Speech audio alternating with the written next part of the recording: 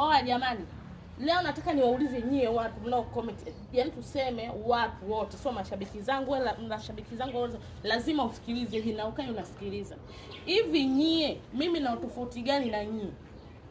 Au sisi wafupi tuna utofauti gani na nyie?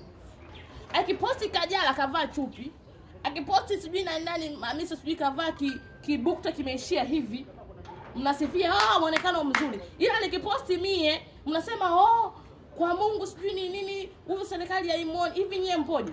Alafu mimi ni mtu wa kwanza ambaye nitaitetea haki ya watu wafupi. Yaani nyie, nasema tena, mimi lazima nitaosha. Unajua nyie mnasababisha watu wafupi wanakaa wanaogopa, wanaofia kuchekwa, kusemwa, na yani wanaofia yani kufanya kitu chochote, kuacha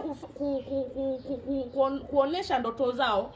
Sisi tuna ndoto pia ya kucheza kuigiza kila kitu, ila wanashindwa kuonyesha kwa sababu ya nyie maneno yenu. Sasa cha kwanza ninasema sisi tuna haki pia kufanya kile kitu ambacho sisi mwenyewe tunaweza tukafanya kama nyie.